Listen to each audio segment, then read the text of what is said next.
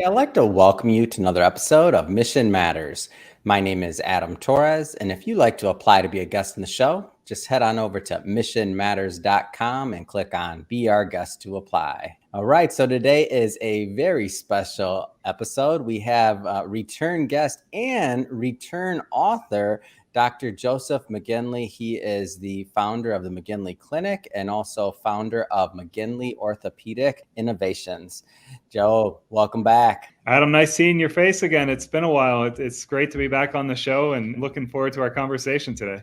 Oh man, I feel like it's been a solid year, maybe going on 2 years since we last worked together. Am I off? Well, it's at least. It depends how we count COVID, right? Those years are sort of a blur. So I think it may have been pre-COVID time is when we last did this. So it's even a few years. Well, great to have you back on, and I'm excited to talk about this new book and also some of the work that you've been doing as well over at McGinley Orthopedic Innovations, and to get some updates. I believe that you're in the middle of a raise and you have a bunch of other things going on with expansion, so great to hear about all of this. But as you may remember, we'll start this episode the way that we start them all, with our Mission Matters Minute. So Joe, we at Mission Matters, we amplify stories for entrepreneurs, executives, and experts. That's our mission. What mission matters to you? Well, that's a great question. And, bringing that down to one sentence or 1 minute is challenging. But for us, our mission is to innovate medical care. All of us at some point will be patients. And we have a privilege and an opportunity to be able to innovate medical care for patients across the globe. So by doing so, what we do is identify problems, we come up with innovative solutions, and we try to make life better for everyone. So that's our mission. Our mission is to innovate medical care and make things better for people worldwide. It's awesome. Great having you back on. And I guess just to get us kicked off here, so I don't want to assume that all our new listeners maybe caught some of the previous work that we've done together. So let's just start at the beginning. Like, how did you get started really down this path of entrepreneurship? Well, it's a stereotypical entrepreneur story, literally a napkin sketch. And it's framed on my wall. It really is. And, that's how it started. It started with a problem, a dinner conversation. And you never know when innovation is going to come about. But for us, our story started at a dinner with myself, Dr. Scott Cozen and Scott Porter, co-founders of our company. We were just discussing a real problem, and that's fractures, broken bones, and how they're repaired. And we went through how things are currently done. We talked about a patient that had an adverse outcome because of the quote unquote standard of care. And we said, you know what? We can make this better. We can innovate. We can come up with an idea that will make this surgery different and change the standard of care. So we sketched out an idea that night, at the restaurant. And sure enough, that's still the basis of our technology today. So a stereotypical story, but an exciting one. And it's always fun to tell that story. Well, I want to stick in that mind frame for a moment longer. So I feel like many people have ideas, right? The thing that was sketched in a napkin, I mean, I'm guilty. I have all these notes on my iPhone of I probably have hundreds of ideas. Like, how did you take, and I know it wasn't one thing, but how did you go from that idea, or how did you know, okay, this isn't just going to be another idea. We're going to actually do this. How did you know? Well, we didn't know at first. I mean, we knew it was a good idea. At least we thought it was. We're biased. We thought it was a good idea. But, for us, ignorance was bliss. It was great to have that excitement. It was great for us to have the know-how and ability to take it forward. So but we did it stepwise. We discussed this, in our first book chapter, of how you actually take an idea and test it. So you have to test the idea, because not every good idea is going to work out. It's never going to make it to the market. Someone may have already thought of it. They may have already tried it and failed along the way. So there's several ways to test that along the way. But that enthusiasm, that excitement, that first idea, you should never really let that go. If you have it, then move forward. At least find out, or you'll regret it forever if you don't. So if you take that idea and test it and see if it's viable, see if the market can withstand it, see if it's already been done, see if there's a pathway to success. And if the answer is yes to all those, I would encourage the audience to move to that next step, to move forward. It's never easy. Nothing's ever easy that is worth doing, but it's definitely rewarding. It's definitely challenging, and you'll learn a lot along the way. And I think that that idea graveyard sometimes saves entrepreneurs, because some of the notes, when I go back and I look at my notes in my iPhone, and I'm like, yeah, glad I didn't do that one. Glad I didn't do that one. But Mission Matters was one of those ideas, right? So I'll say I never know when the right one's going to work, but it's also a thought process of what your path to execution is as well. So meaning at this time, you're already busy, right? With McGinley Clinic, yeah? Oh, that's correct. I mean, both companies are very busy. With McGinley Orthopedics, we now have, over 135 patents. McGinley Clinic, that's been something we've launched here in the last 2 years. And we're now seeing patients from all over the world. More than 60% of my patients are from out of state, flying into Casper, Wyoming for unique medical care. So we're innovating on both sides of the fence, both on the product development side as well as the clinical application side. And I got to tell you, every day is great coming to work. I mean, it's not easy. Every day is not easy, but every day is definitely great when you have that opportunity to make a difference. Let's talk about the application side just a little longer. So tell us a little bit more about McGinley Clinic. Yeah, the McGinley Clinic was founded there's a gap in medical care. So on the orthopedic side, typically if you have an orthopedic issue, you'll go from an urgent care or your primary care doc right to an orthopedic surgeon. That's unique to orthopedics. Most other specialties, they have, essentially non-invasive or minimally invasive care in between, like cardiology or gastroenterology. There's all of the other medical specialties between the primary care and surgeon. So we saw a need in this area, essentially a gap in orthopedic care.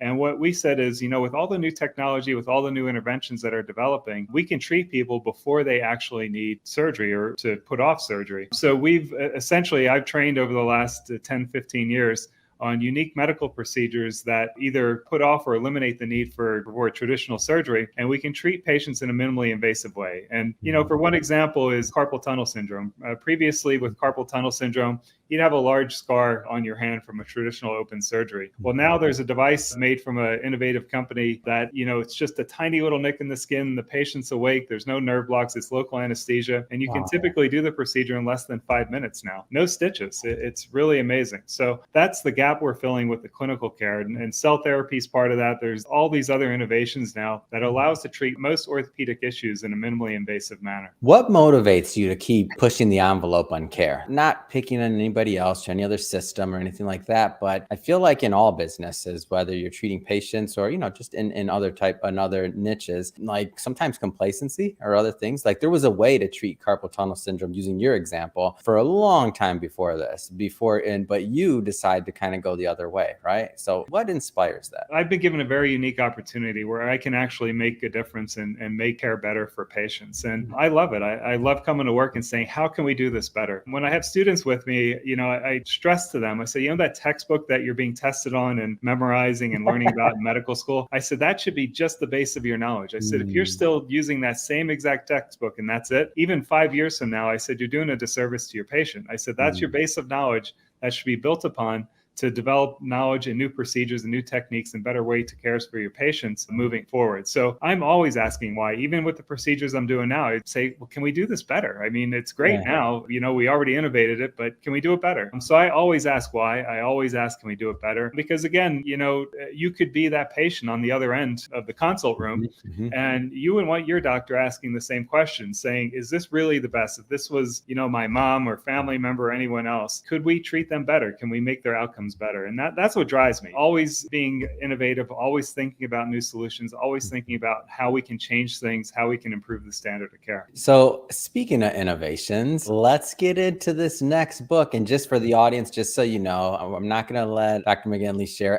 all the content that he's going to bring to the book and the vision. Why? Because we're going to bring him back on the show for a second part, another interview once the book is actually live, and then we'll be able to do a deep dive. But I want to tease the content today, get you excited, because this is going to be an awesome book launch. So tell us a little bit about kind of the vision of what you hope the readers are going to get out of your writing. Yeah, we're excited about this next book coming out. And as you mentioned to the audience, we had a book chapter a few years back. And what we talked about was the product innovation for McGinley Orthopedics, how we innovated a product, how we took a company from a napkin sketch to a commercially viable product. We're going to take that a step further and say, well, we're not limited to just product innovation. In this next chapter, in this next book, what we're going to be talking about is to build a successful company. And you sort of tease this a little bit. It's not just an idea. It's not just a product. That's just a very small component of being a successful company. And so we talk about not only product development, but the other key components, fundraising. How do you fund your company? I mean, you have to think about that. You have to be innovative, or you should be innovative. There's multiple ways to do that. Also, how you sell your product.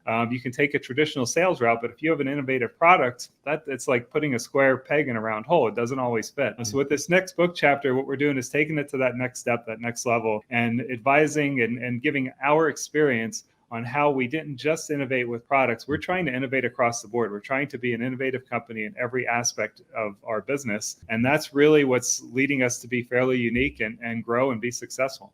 It's exciting, and I'm gonna have you pause there because I'm getting excited, and I don't want to. We're not gonna spoil it the whole chapter and all your writing yet. So we're gonna pause there on that one, and I want to shift focus a bit, and let's get into, McGinley Orthopedic Innovations. So tell us about the concept. Well, that's the company that started it all here. So with McGinley Orthopedics, we took a problem and developed a solution to something that occurs every day in the operating room. And it sounds mundane, but when you fracture your bone, and they have to put a plate and screw in to fix that bone, the technology that the surgeons are currently using really is not very dissimilar to what was used 30, 40 years ago as far as how that procedure is done. So what we said is we can do this better. We can innovate for the better, and we implemented sensor technology into the orthopedic power tool. So we built a handheld robotic where you can put it in anyone's hand, and as you drill through the bone, it'll sense where it's at. It'll automatically stop so you don't plunge, just like you do with any drilling process. So it'll stop you from plunging. And then it also instantaneously tells you what screw size you need. So it eliminates a complete manual step in the operating room. That's our flagship product. Since we last chatted, we launched another product, and it sort of circles all back around. We launched a product for wrist fractures, so a new plating system, believe it or not, that helps a surgeon that may only do 1 or 2 a month. It elevates them to a new level where they'll function at the level of an experienced hand surgeon by leveraging technology. So started with a case of a long screw and a plate and a wrist fracture, and now we're back around, fixed the solution to long screws, and now we're fixing or developing a solution for the plate itself. And that's the tip of the iceberg. We have a whole bunch of other products coming out. We have our own manufacturing facility that's been chugging along nicely here, but we have 7, 8, 9 products in the pipeline, all very exciting, and we're looking forward to bringing those to the market in years to come. So I want to stick with this drill a little longer because where it all started, because for those that have been following anything in healthcare, to get people to change, I don't care if it's drill, manufacture, I don't care. How does somebody do that, Joe?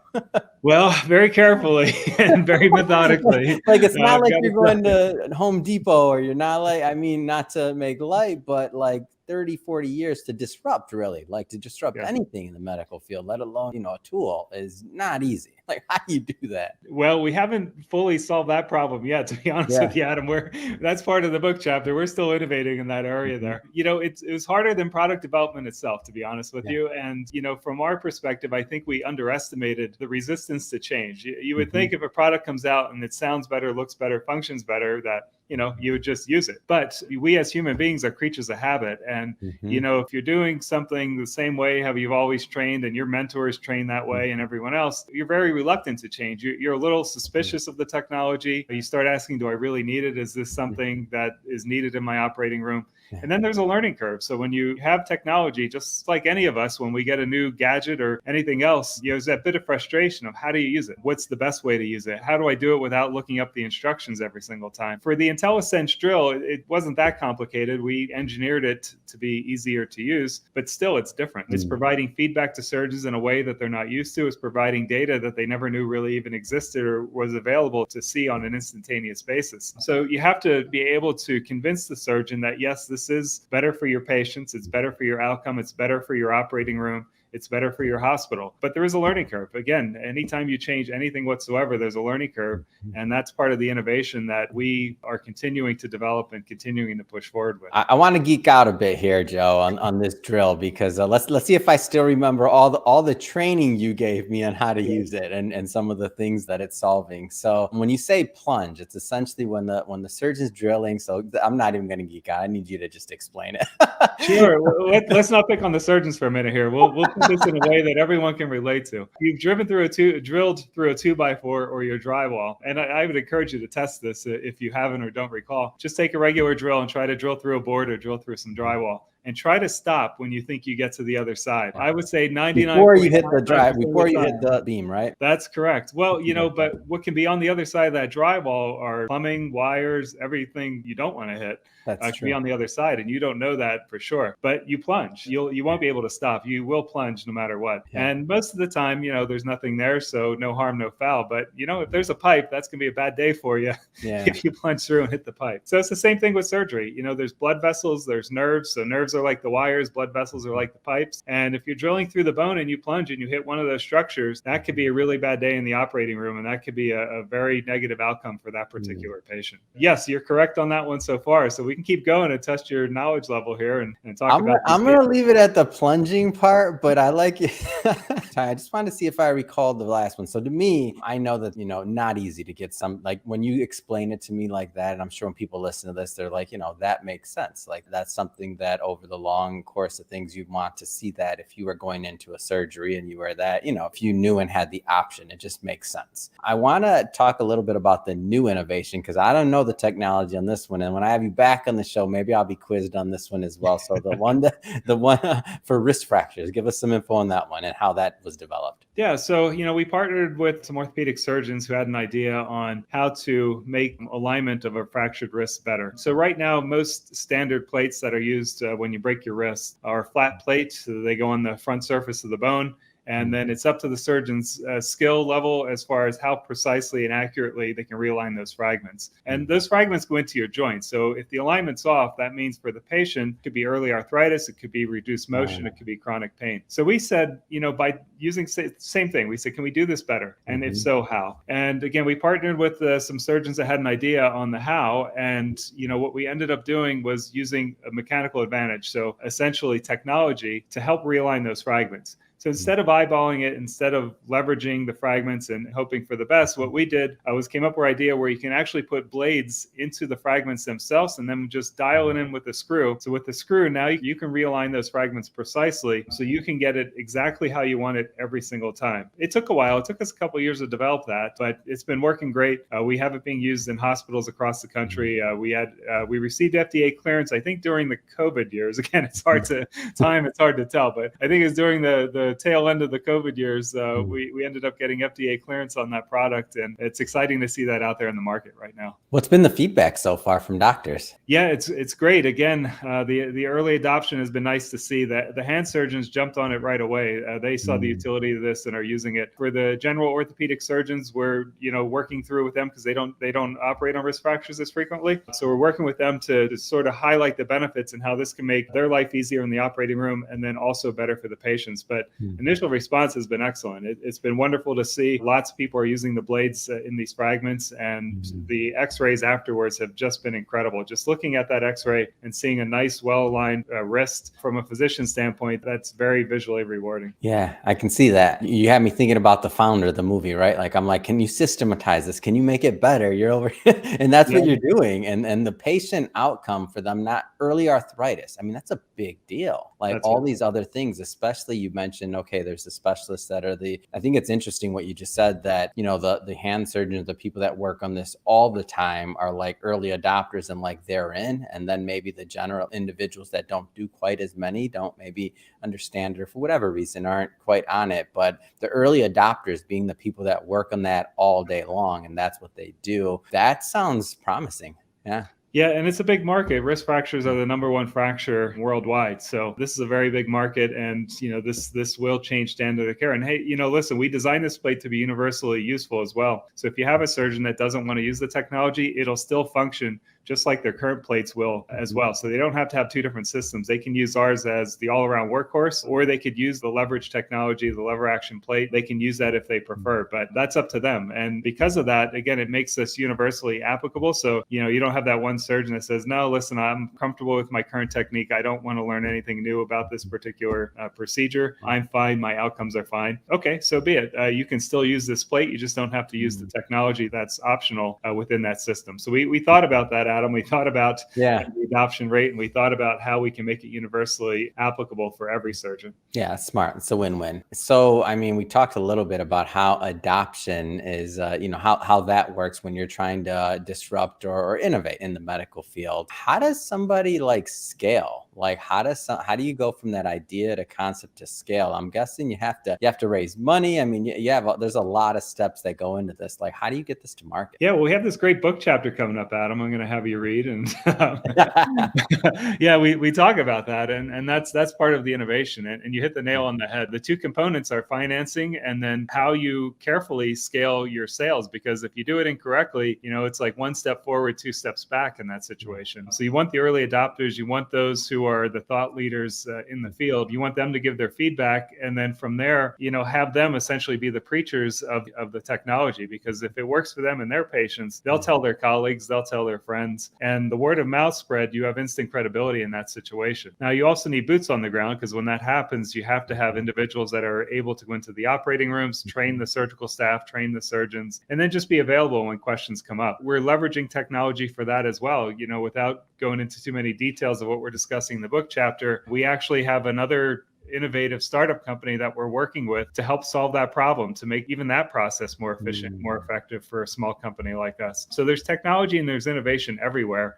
And, I would encourage individuals that are coming out with new products and technologies to look and say, how can we do this better? How can we leverage these? You have the opportunity, right? You're a new company. You have the opportunity to do things differently for the better, and not just say, this is because this is how we've always done it, so why don't we just do that? Well, that may not work for you. And selling and raising funds, those are two big areas that we discuss in the book chapter, and two big areas that we're currently working on to move our company forward. And so we don't have to get too granular here, but what are some of the reasons that you decided to specifically to get into or to go, for another raise? And how do you maybe some broad strokes on how you plan on deploying the capital? Well, the raise we're doing is innovating. We've always raised capital uniquely. So we do not have any, venture capital funding for our company. We've always done it through individuals and individual private placement. And, we're doing that right now. We're taking that a step forward using what's called a Regulation A+.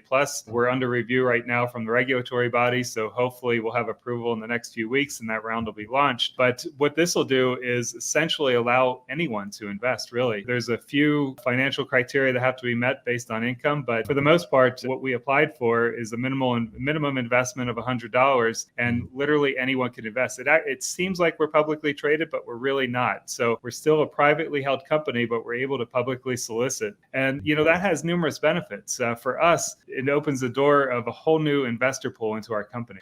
Secondly, we take out the middleman. So the investor gets more benefit and the company gets more benefit from their investment. And now you have people across the entire country who are, excited about your product. They're learning about your company. So sure enough, if anything, God forbid anything happens to any one of our investors or their family members, they break a bone or anything like that, they're going to know what the latest technology is and they're going to ask their surgeon. And you can't get better marketing than that. So coming from the actual end customer or patient, having them say, Dr. So-and-so, there's this Intellisense Drill. I'd really like you to use it. There's this wrist plate. That's the way to go. So, with this investment round, that's what we're innovating. And then with the round, as far as the funding, we have several products that are in our pipeline, 8 or 9 new different products that are in our pipeline. We're going to use it to develop those products, commercialize those products, and then expand our sales force and marketing presence so we can get the word out and get more people to learn about our products and know what we're doing. And any particular reason why you chose to go, or, some of your reasoning behind going this route versus the traditional VC route, or maybe some of the other traditional routes? Because I find it interesting because I like it personally, just from the standpoint of you're kind of spreading that investor base, especially from the standpoint of the marketing side of people that invest actually potentially being potential clients, right? But what was kind of your reasoning behind one versus the other? Well, it makes sense. So we're essentially leveling the investment playing field. So it allows anyone to have the opportunity to gain wealth from our success. Whereas before, it'd just be a handful of individuals that had the right connections or a large sum of money. They may be the only ones that could benefit from us being successful. But by doing this, it opens the door literally to anyone. For us, it allows us to maintain management control. So as you know, when you get big venture funds coming in or private equity, they may change the personality of your company. They may change the direction of your company. They may say, let's just focus on this commercialized product. We're not going to do any more product commercialization. We're just going to focus on the one that's on the market. That essentially kills innovation within your own company. So by doing it this way, again, we have multiple benefits both to the investor and the company, but mostly it allows us the freedom to do what we're doing, what's been successful for us and why people are investing because of that innovation, because of that product development. So, we're excited about it. We'll see how it goes. We've been successful with these unique investment rounds in the past, and we're looking forward to pushing that needle again and innovating in a way that a lot of other companies haven't. It's great. It's a great story. story. And I'm excited to continue to follow the journey, get this book out for you, of course, and have you back on the show so we can dive even deeper into the content. But for today, I'll just say, so what's next? I mean, what's next for you? What's next for innovation on your plate? Well, again, within the next, hopefully 4 to 8 weeks, this investment round will be approved through the regulatory bodies. And then, we have something we've never done before, and that's essentially marketing a semi-public investment round. So we're really excited about that. We've been working with our marketing team for months now, developing all the content and materials. We're excited with the videos and the animations we've developed, and just getting that out there is going to be fun and just another step forward for us. The same thing on the sales side. Our team, we took a unique approach, and instead of having traditional sales representatives, we have product specialists that are more technically trained, and when they're in the operating room offering technical support as far as the product and how it works and how it can better care for how they can better care for their patients. That's been awesome as well as leveraging technology. Again, we're using augmented reality to embed ourselves in operating rooms, working with other startup companies. So these are all the things that are happening just within the next 4 to 6 weeks. So you're not that busy. Normal day at the office here. That's awesome. Well, Dr. McGinley, it really has been a pleasure having you back on the show. If somebody wants to follow up and learn more and follow this journey, I mean, what's the best way for them to do that? Yeah, so all of the information is going to be live on our website and social media pages. So you can follow us on social media at McGinley Orthopedics or our website, McGinleyOrthopedics.com. Follow us on Twitter, Instagram, pretty much all the social media outlets. We have content, have material. We have a YouTube channel with videos from surgeons as well as animation. So I'd encourage people to take a look at that. But when the investment round goes live, you'll see that. So there'll be an Invest Now button on our page, on our social media platform, and we'll have a lot of content, a lot of information coming out. We're really excited. So hopefully by the next time we're chatting, that's live and we'll be able to discuss that in a little bit more detail. It's awesome. And we'll put all the links to that into the show notes so that our audience can just click on the links and head right on over. And speaking of the audience, if this is your first time with Mission Matters or engaging with our content, we're all about bringing on entrepreneurs, executives, and experts and having them share their expertise, why they do what they do, the mission behind it. In this case with Dr. McGinley, how they're innovating, right? A lot of innovation going on over there. If that's the type of content that you like or sounds interesting or engaging to you, hit that subscribe button because we have many more mission-based individuals coming up on the line and we don't want you to miss a thing. And Joe, really, it has been a pleasure again. I'm looking forward to the next time working with you. It's been fun as always, Adam, and I can't wait for this book to come out and can't wait to chat again. Thanks for having me on.